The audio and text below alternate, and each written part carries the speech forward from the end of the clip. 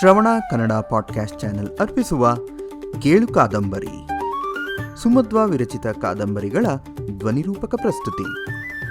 ಈ ಸರಣಿಯಲ್ಲಿ ಕೇಳಿ ಸಂಗಾತಿ ಕಾದಂಬರಿಯ ಸಂಚಿಕೆಗಳನ್ನು ಶ್ರೀಮತಿ ಮಂಜುಳಾ ರವರ ಧ್ವನಿಯಲ್ಲಿ. ಮುನ್ನುಡಿ ಪ್ರಸ್ತುತಿ ಶ್ರೀ ದ್ವಾರಕನಾಥ್ ರವರಿಂದ. ಕಾದಂಬರಿ ಸರಣಿಯ ಪ್ರತಿ ಸಂಚಿಕೆ ಅಪ್ಲೋಡ್ ಆದಾಗ ಮರೆಯದೆ ಕೇಳಲು ನಮ್ಮ ಚಾನೆಲ್ ಸಬ್ಸ್ಕ್ರೈಬ್ ಮಾಡಿ ಮತ್ತು ಬೆಲ್ ಐಕನ್ ಒತ್ತಿರಿ.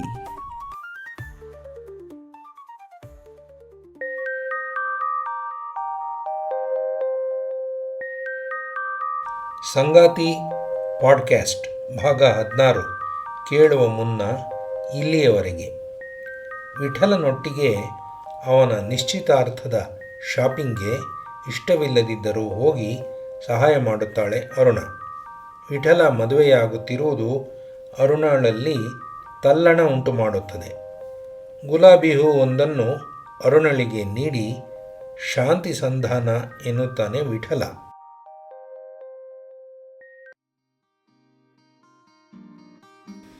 ಎಷ್ಟೊಂದು ಕೆಲಸಗಳನ್ನು ಸಮಯ ವ್ಯರ್ಥ ಮಾಡದೆ ನಿರ್ದಿಷ್ಟವಾಗಿ ಮಾಡುವ ವಿಠಲನ ಪರಿ ಅರುಣಳಿಗೆ ಬಹಳ ಹಿಡಿಸ್ತು. ಎಲ್ಲ ಕಡೆಗಳಲ್ಲೂ ಅಂತಿಮ ತೀರ್ಮಾನ ಅವನೇ ತಗೊಂಡ್ರೂ ಅರುಣಳನ್ನು ಅಭಿಪ್ರಾಯ ಕೇಳೋದನ್ನು ಮಾತ್ರ ಮರೀತಿರಲಿಲ್ಲ. ಒಬ್ಬ ಪುಟ್ಟ ಹುಡುಗಿಯನ್ನು ಜೊತೆಯಲ್ಲಿ ಕರ್ಕೊಂಡು ಹೋಗ್ತಾರ ಬಹಳ ಜವಾಬ್ದಾರಿಯಿಂದ ಆಸಕ್ತಿಯಿಂದ ಅರುಣಳನ್ನು ನೋಡಿಕೊಂಡ. ಅರುಣಳಿಗೆ ಅದೆಲ್ಲ ಹೊಸ ಮತ್ತು ಹಿತ ನೀಡೋ ಅನುಭವವಾಗಿತ್ತು. ಸಂಜೆ ವೇಳೆಗೆ ಮನೆಗೆ ಹಿಂದಿರುಗುವಷ್ಟರಲ್ಲಿ ಅವನಿಂದ ಸಂಪೂರ್ಣವಾಗಿ ಪ್ರಭಾವಿತಳಾಗಿ ಅವನು ಹೇಳ್ದಂತೆ ಕೇಳುವಂತೆ ಆಗೋಗಿದ್ಲು ಅರುಣ. ಕೊನೆಗೆ ಐಸ್ ಕ್ರೀಮ್ ಪಾರ್ಲರ್ಗೆ ಕರ್ಕೊಂಡು ಹೋಗಿ ಐಸ್ ಕ್ರೀಮ್ ಕೊಡಿಸಿ, ತುಂಬ ಥ್ಯಾಂಕ್ಸ್ ನಂಗೆ ಸಹಾಯ ಮಾಡಿದ್ದಕ್ಕೆ, ಮತ್ತು ನನ್ನ ಜೊತೆ ಇದ್ದಿದ್ದಕ್ಕೆ ಕೂಡ ಅಂತ ತಾನೇ ಅವಳ ಕೈ ಹಿಡಿದು ಕುಲುಕಿದ್ದ ವಿಠಲ. ಅರುಣ, ನಿಮ್ಮ ಹತ್ರ ಇರೋ ಉತ್ತಮ ಮತ್ತು ನಿಮಗೆ ಸುಂದರವಾಗಿ ಕಾಣೋ ಸೀರೆಯಲ್ಲಿ ನಾಳೆ ನಮ್ಮ ಮನೆಗೆ ಸಂಜೆ 4 ಗಂಟೆಗೆ ಬಂದ್ಬಿಡಿ. ನನ್ನ ಭಾವಿ ಪತ್ನಿನ ನಿಮಗೆ ಪರಿಚಯ ಮಾಡಿಸ್ತೀನಿ ಅಂತ ಮನೆ ಬಳಿ ಅವಳನ್ನು ಇಳಿಸಿ ಕೈ ಬೀಸಿದ್ದ ವಿಠಲಕೃಷ್ಣ. ಆಗ ಮನದಲ್ಲಿ ಅರುಣಳಿಗೆ ಏನು ಭಾವನೆ ಮೂಡ್ತು ಅಂತ ಹೊಳಿಲೇ ಇಲ್ಲ. ಒಂದಿಡೀ ರಾತ್ರಿ ಅವಳು ಹೇಗಿರಬಹುದು ಅಂತ ನಿದ್ದೆ ಬರದೆ ಹೊರಳಿದ್ದೇ ಆಯಿತು ಅರುಣಳ ಕತೆ. ಅವರು ಮದುವೆ ಮಾಡ್ಕೊಂಡು ಹೊರಟು ಹೋದರೂ ಅವರ ಮೇಲಿನ ಪ್ರೀತಿ ನನ್ನಲ್ಲಿ ಹಾಗೇ ಉಳಿಯತ್ತೆ. ಅವರಿಗೆ ಅದರ ಅರಿವು ಈ ಜೀವ ಇರೋವರೆಗೂ ಆಗೋದೇ ಇಲ್ಲ. ಅಂಕಲ್ಲು ಆಂಟಿ ನನ್ನ ಜೊತೆ ಮೊದಲಿನ ಥರನೇ ಇದ್ದರೆ ಕಡೆಗೆ ಇವರಾದರೂ ನನಗೆ ಗೆಳೆಯರಾಗಿ ಉಳಿತಾರೆ. ಇಷ್ಟು ಸಮಾಧಾನ ಮಾಡಿಕೊಂಡೆ ಅಂದರೆ ಪ್ರೀತಿಯ ಯಾತನೆಯಿಂದ ಮುಕ್ತಳಾದೆ ಅಂತಲ್ಲ. ಪ್ರೀತಿ ನಿರಾಕರಣೆಯನ್ನು ಸ್ವೀಕರಿಸಿ ಸಿದ್ಧ ಆಗೋದು ಮತ್ತು ಆ ನಿರಾಕರಣೆಯ ನೋವನ್ನು ಅನುಭವಿಸೋದನ್ನು ಕಲ್ತ್ಕೊಳ್ಳೋದು. ಇಟ್ಟಾಗೆ ಇರುವೆನೋ ಹರಿಯೇ ಅಂತ ಸಮಾಧಾನ ಮಾಡಿಕೊಂಡು ನಿದ್ದೆ ಮಾಡಿದ್ಲು ಅರುಣ.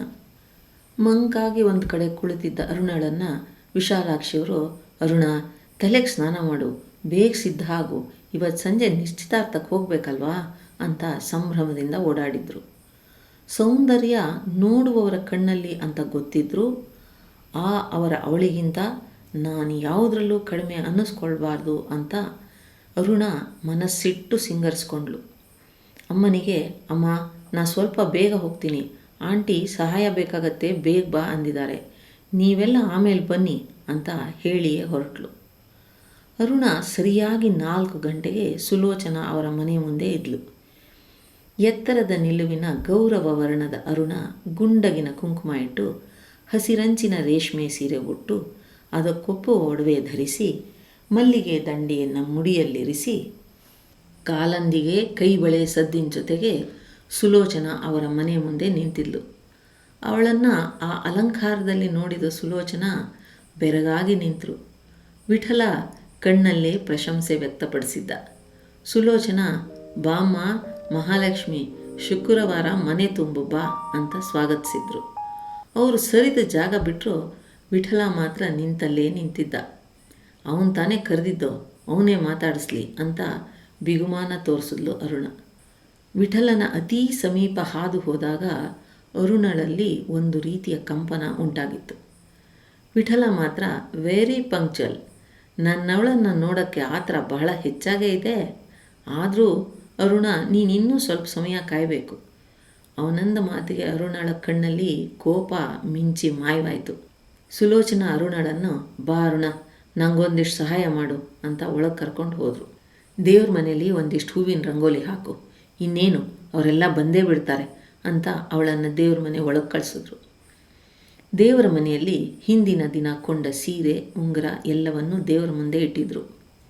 ಭಕ್ತಿ ಮೂಡುವಂತೆ ಶುಭ್ರವಾಗಿ, ಸ್ವಚ್ಛವಾಗಿ, ಸರಳವಾಗಿ ಇದ್ದ ದೇವರೆದುರು ಹೂವಿನಲ್ಲಿ ರಂಗೋಲಿ ಬರೆಯೋಕ್ಕೆ ಪ್ರಾರಂಭ ಮಾಡಿದ್ಲು ಅರುಣ. ಒಮ್ಮೆ ಕಣ್ಣು ಮಂಜಾದರೆ ಮತ್ತೊಮ್ಮೆ ತಾನೇ ಸಮಾಧಾನ ಮಾಡ್ಕೋತಾ ಎಂದೂ ಒಪ್ಪಿಸದ ಕೆಲಸವನ್ನು ಏಕಾಗ್ರತೆಯಿಂದ ಒಪ್ಪವಾಗಿ ಮಾಡುವ ಕಲೆಯನ್ನು ರೂಢಿಸಿಕೊಂಡಿದ್ದ ಅರುಣ ರಂಗೋಲಿ ಸುಂದರವಾಗಿ ಹಾಕಿ ಮುಗಿಸಿದ್ಲು. ಒಮ್ಮೆಲೆ ಸುಲೋಚನಾ ಬಂದು, ಅರುಣ, ನೀನು ಒಳಗಿನ ಕೋಣೆಗೆ ಹೋಗು, ಅಲ್ಲೊಂದಿಷ್ಟು ಜೋಡಿಸೋದಿದೆ, ಅವರೆಲ್ಲ ಆಗಲೇ ಬರ್ತಾ ಇದ್ದಾರೆ, ಆಮೇಲೆ ಅಂದರೆ ಗಡಿಬಿಡಿ ಆಗತ್ತೆ ಅಂತ ಅರುಣಳನ್ನು ಒಳಗಿನ ಕೋಣೆಗೆ ಕಳಿಸಿದ್ರು. ಅಲ್ಲಿ ನೋಡಿದ್ರೆ ಎಲ್ಲ ಒಪ್ಪವಾಗಿ ಜೋಡಿಸಿಯೇ ಇಟ್ಟಿದ್ರು. ನಿಶ್ಚಿತಾರ್ಥ ಮಾಡೋದಷ್ಟೇ ಬಾಕಿ ಅನಿಸುವಷ್ಟು ಸುಸಜ್ಜಿತವಾಗಿತ್ತು. ಆ ಎಲ್ಲ ಸಿದ್ಧತೆಗಳು, ಮಂಗಳ ದ್ರವ್ಯಗಳನ್ನು ನೋಡಿ ಮತ್ತೆ ಮಂಕಾಗಿ ನಿಂತಳು ಅರುಣ. ವಿಠಲನ ಧ್ವನಿ ಅವಳನ್ನು ಎಚ್ಚರಿಸಿತು. ಅರುಣ, ಬಾ, ನನ್ನ ಹುಡುಗಿನ ಪರಿಚಯ ಮಾಡಿಸ್ತೀನಿ ಅಂದಿದ್ದ. ತಕ್ಷಣ ಅರುಣ ನೋಡಿದ್ಲು. ಅದೆಲ್ಲ ಬೇಡ, ಎಲ್ಲರೆದುರಲ್ಲಿ ಚೆನ್ನಾಗಿರೋದಿಲ್ಲ, ಹಸೆ ಮನೆಗೆ ಬರ್ತಾರಲ್ಲ ಆಗಲೇ ಪರಿಚಯ ಮಾಡಿಸಿ, ಪರವಾಗಿಲ್ಲ ಅಂತ ಅವನ ಕಣ್ ತಪ್ಪಿಸಿ ಜೋಡಿಸಿಟ್ಟ ಸಾಮಾನುಗಳನ್ನು ಮತ್ತೆ ಸರಿ ಮಾಡತೊಡಗಿದ್ಲು ಅರುಣ. ಅರುಣ, ಹೇಳಿದ ಮೇಲೆ ಮುಗೀತು, ಬಾ, ನೀನು ಈಗಲೇ ನಿನ್ನ ಅಭಿಪ್ರಾಯ ತಿಳಿಸಿದ್ರೆ ಆಮೇಲೆ ನಿಶ್ಚಿತಾರ್ಥಕ್ಕೊಂದು ಕಳೆ. ನಾನೇನೂ ಅಭಿಪ್ರಾಯ ಹೇಳಲ್ಲ, ಅದಕ್ಕೆ ಈಗ ಪರಿಚಯ ಮಾಡಿಸೋದೇ ಬೇಡ ಅಂದಿದ್ದು. ನೀವು ಅವರ ಬಗೆಗೆ, ಅವರು ನಿಮ್ಮ ಬಗೆಗೆ ಒಳ್ಳೆಯ ಅಭಿಪ್ರಾಯ, ಪರಸ್ಪರ ನಂಬಿಕೆ, ಪ್ರೀತಿ ಇದ್ದ ಮೇಲೆ ಅಲ್ಲಿ ಮೂರನೇವಳಾದ ನನ್ನ ಅಭಿಪ್ರಾಯಕ್ಕೆ ಯಾವ ಬೆಲೆನೂ ಇಲ್ಲ. ಗೊತ್ತಿದ್ದು ಅಭಿಪ್ರಾಯ ಹೇಳಿದರೆ ಅದು ವ್ಯರ್ಥ. ಒಪ್ಪದೆ ಅರುಣ, ಆದರೂ ನೀನು ನೋಡು, ನಮ್ಮ ಜೋಡಿನ ನೀನು ಒಪ್ಕೊಳ್ಳಿ ಅನ್ನೋದು ನನ್ನ ಆಸೆ. ತಕ್ಷಣ ಅರುಣ, ನಾನಾ ನಿಮ್ಮ ಜೋಡಿನ ಒಪ್ಕೊಳ್ಳೋದಾ, ಅದ್ಯಾಕೆ ಅಂತ ಕೇಳಿದ್ಲು. ವಿಠಲ ಕಿರು ನಗೆಯಿಂದ ನುಡಿದಿದ್ದ.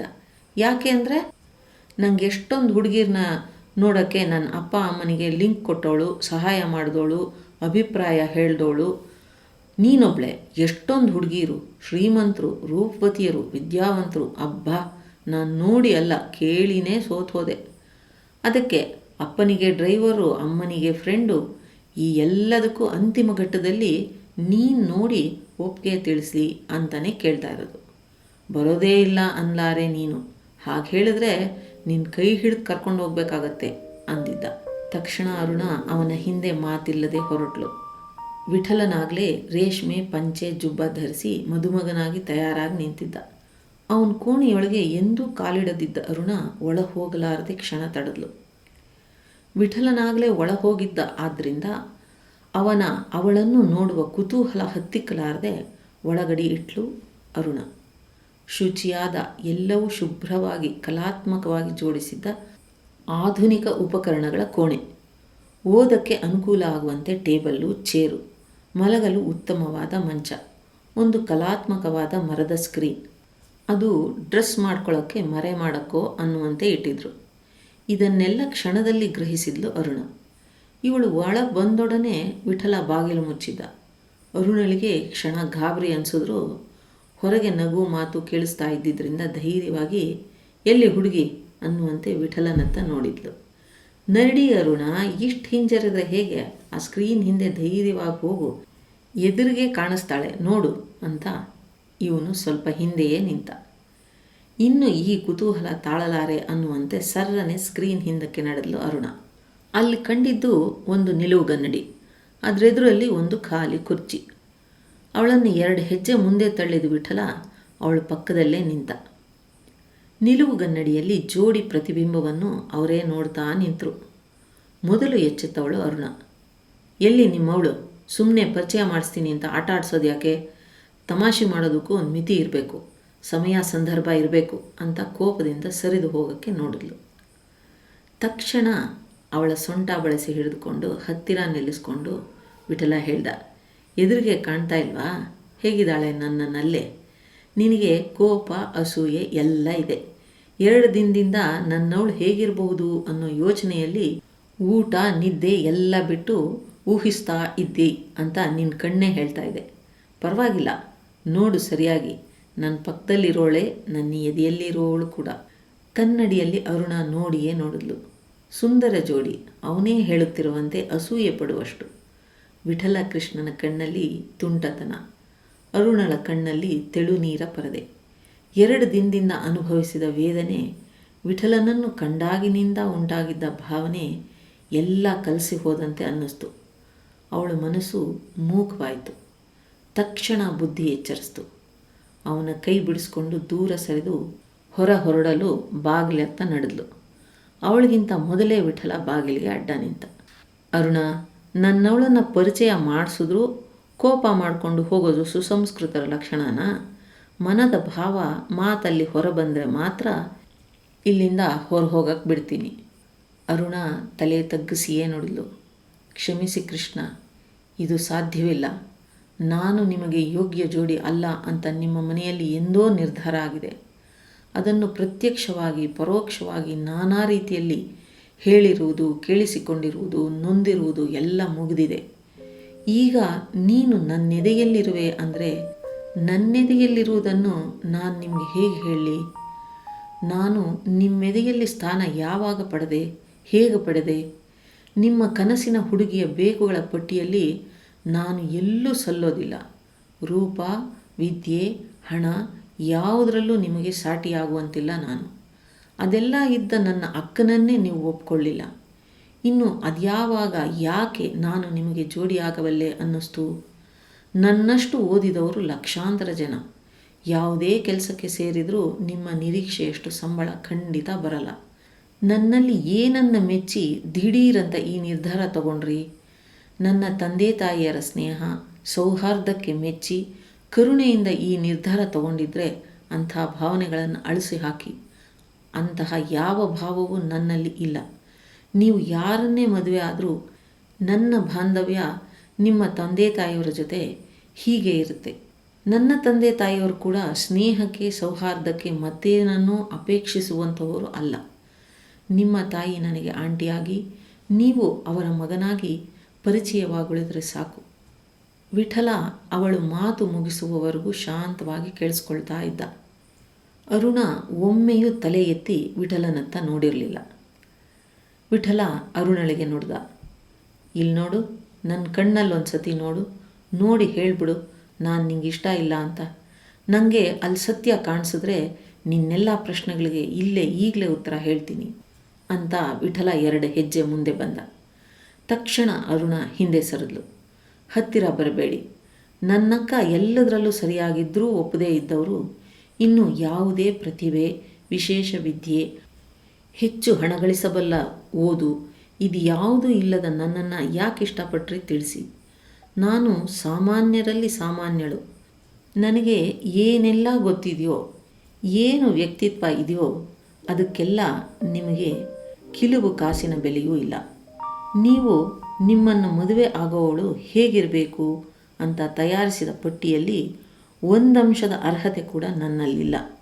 ಅದನ್ನು ನೀವು ಸ್ಪಷ್ಟವಾಗೇ ಹೇಳಿದ್ದೀರ. ಅದಕ್ಕೆ ನನಗೆ ನೀವಿಷ್ಟ ಇಲ್ಲ. ನಾನು ನಿಮ್ಮನ್ನು ಮದುವೆ ಮಾಡ್ಕೊಳಕ್ಕಾಗಲ್ಲ. ಅರುಣಳ ಕಣ್ಣಲ್ಲಿ ಆಗಲೇ ನೀರು ತುಂಬುತ್ತಾ ಬಂದಿತ್ತು. ಧ್ವನಿ ಗದ್ಗವಾಗಿತ್ತು. ಇಷ್ಟು ದಿನ ತಾನು ಪ್ರೀತಿಸಿದ್ದಕ್ಕೆ ತನ್ನ ಯೋಗ್ಯತೆ ಕಡಿಮೆ, ತಾನು ಅವರಿಗೆ ಅರ್ಹಳಲ್ಲ ಅನ್ನುವ ಭಾವ ನೋವಾಗಿ ಇದ್ದಿದ್ದು ಈಗ ಕರಗಿ ಕಣ್ಣೀರಾಗಿ ಮಾತಲ್ಲಿ ಹೊರಬಂದಿತ್ತು. ನಾನು ಯಾಕೆ ನಿಮ್ಮ ಕೈ ಹಿಡಿಬೇಕು ಅನ್ನೋದನ್ನು ಹೇಳಿ. ನಿಮ್ಮ ಮನದಲ್ಲಿರೋ ಪ್ರಯಾರಿಟಿಗಳು ಯಾವುವೂ ನನ್ನಲ್ಲಿಲ್ಲ.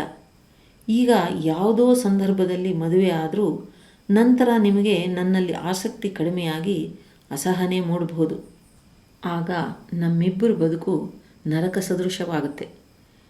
ಬದುಕಲ್ಲಿ ಸಂಗಾತಿಗಳಾಗಬೇಕು ಅಂದ್ಕೊಳ್ಳೋರು ಇಬ್ಬರು ಪರಸ್ಪರರ ಪ್ರತಿಭೆ, ಹವ್ಯಾಸ, ಆಸಕ್ತಿಗಳನ್ನು ಗುರುತಿಸಿ ಪ್ರೋತ್ಸಾಹಿಸಿ ಗೌರವಿಸುವವರನ್ನು ಮದುವೆಯಾಗೋದು ಒಳ್ಳೆಯದು. ಪರಸ್ಪರರಲ್ಲಿ ನಂಬಿಕೆ, ಭರವಸೆ ಇದ್ದರೆ ಪ್ರೀತಿ ನಂತರ ಬೆಳೆಯುತ್ತೆ. ಇದರಿಂದ ನೆಮ್ಮದಿಯಿಂದ ಬಾಳಬಹುದು. ಎಲ್ಲ ವಾಸ್ತವಗಳು ತಿಳಿದು ನಾನು ನಿಮ್ಮನ್ನು ಮದುವೆ ಆಗಲಾರೆ. ಜನಸಾಮಾನ್ಯರ ತಳಮಳ ನನ್ನಲ್ಲೂ ಇದೆ. ವಾಸ್ತವವನ್ನು ಮರೆತು ನಾನು ನಿಮ್ಮನ್ನು ಪ್ರೀತಿಸೋದು ಸರಿ ಅನಿಸೋದಿಲ್ಲ. ಆ ಪ್ರೀತಿ ಮತ್ತು ವಾಸ್ತವಗಳ ನಡುವೆ ನಾನು ಸಿಕ್ಕಿ ನಲುಗಲಾರೆ. ಬದುಕಲ್ಲಿ ಬೆಲೆ ಕಟ್ಟಲಾರದ್ದು ಅನೇಕ ಇದೆ. ಅದರಲ್ಲಿ ನಮಗಿಷ್ಟವಾಗುವ ವ್ಯಕ್ತಿಗಳು, ಭಾವಗಳು ಇನ್ನೂ ಅನೇಕ. ಪ್ರೀತಿಸಲು ಯೋಗ್ಯತೆ ಬೇಕು ಅಂತ ನನಗೆ ಯಾವತ್ತೂ ಅನ್ನಿಸ್ಲೇ ಇಲ್ಲ. ಅದೊಂದು ದೈವಿ ಭಾವ.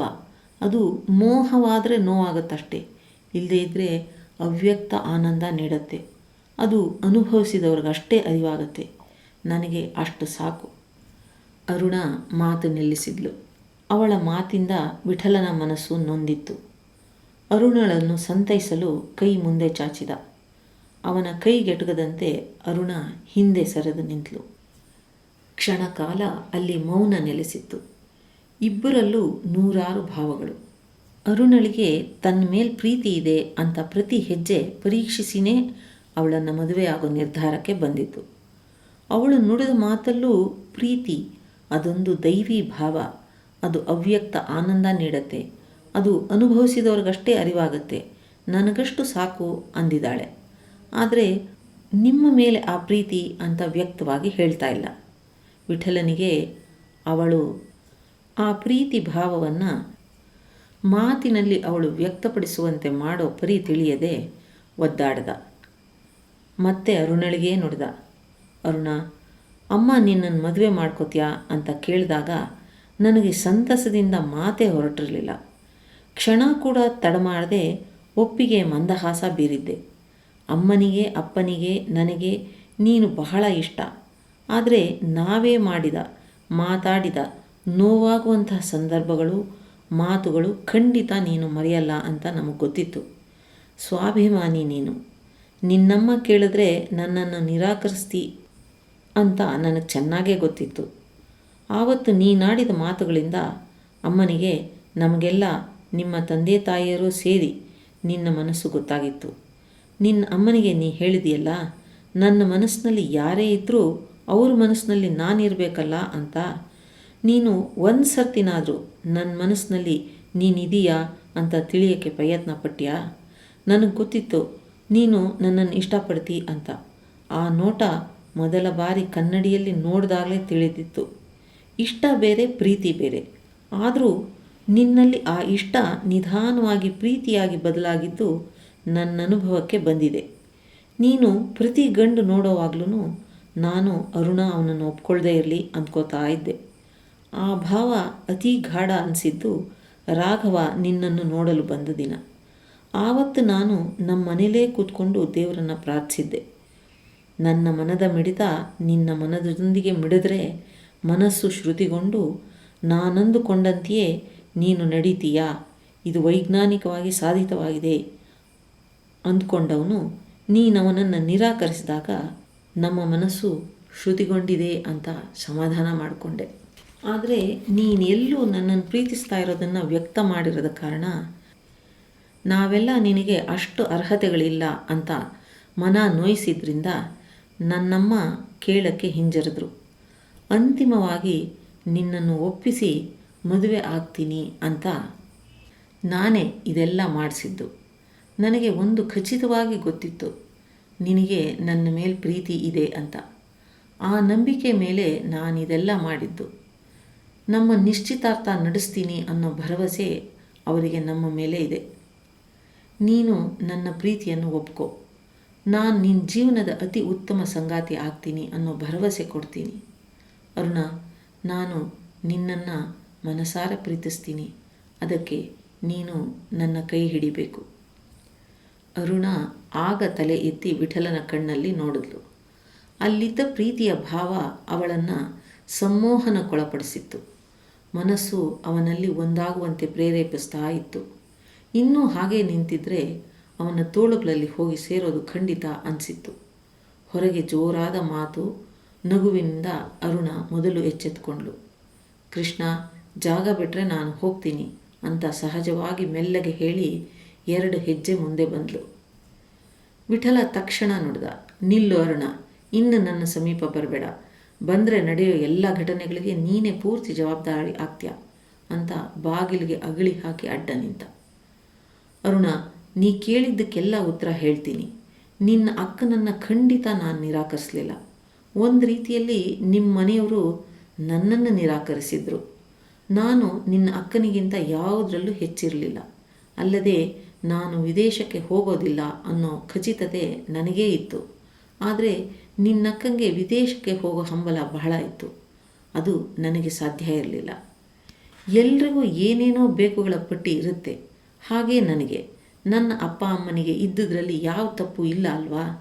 ಹಾಗೆ ನಿಮ್ಮ ಮನೆಯಲ್ಲೂ ನಿನ್ನ ಅಕ್ಕನಿಗಾಗಿ ನಿನ್ನ ಅಪ್ಪ ಅಮ್ಮ ಬೇಕುಗಳ ಪಟ್ಟಿ ತಯಾರಿಸಿಟ್ಟಿದ್ರು ಅಲ್ವಾ? ನಾವು ಮಾಡಿದ್ದು ತಪ್ಪಲ್ಲ, ಅದು ಸಹಜ ಕ್ರಿಯೆ.